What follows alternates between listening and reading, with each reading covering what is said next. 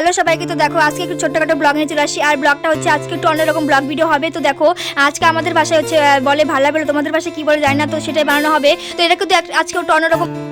আর দেখো এটা করলে কিন্তু হচ্ছে চারদিকে যত সব ভূত আছে সব চলে যাবে, তো তার জন্য সেটাকে বানানো হবে। আর এটা কিন্তু করতে হবে সন্ধ্যের দিকে, তো তোমরা দেখতে থাকো। তো দেখো এটাকে বানানোর জন্য কোনো অনেক পদ্ধতি লাগে, অনেক জিনিস সেরকম অনেক জিনিস দিয়েই বানানো হয়। তো যেমন ধরো মশা মাছি অনেক কিছু দিতে হয়। তো এটা হচ্ছে মানে দেখো অনেক কিছু দিয়ে এটাকে মুড়িয়ে দিয়ে তারপর দিতে হবে। যেমন ধরো বাঁশও লাগে, তো বাঁশ খড় এগুলো লাগে। তারপর হচ্ছে আর এই জিনিসটা করতে কিন্তু অনেক পরিশ্রম করতে হয়। বছরের একটা দিন করতে হয়, তো বছরের দিনটা হচ্ছে আজকে, সেই দিনটা চলে এসেছে।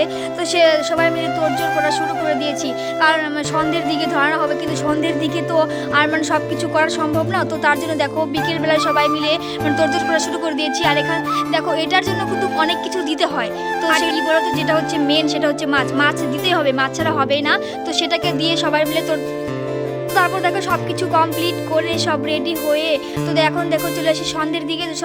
আর কি বলতো, এই জিনিসটা করলে কি হচ্ছে মানে ভূতের চারদিকে ভূত পেট থাকে, তো সবগুলো নাকি চলে যায়। আর এটা করার জন্য কোনো অনেক কিছু করতে হয়। তো দেখো কুলোর মতো নিয়ে লাঠি দিয়ে বাজাতে হয় এক কথায় বলে। আর এটা কিন্তু করে সামনে বাড়ির সামনে রেখে দিতে হয়, কারণ চারদিকে ভূত পেট জানি না আসে। তো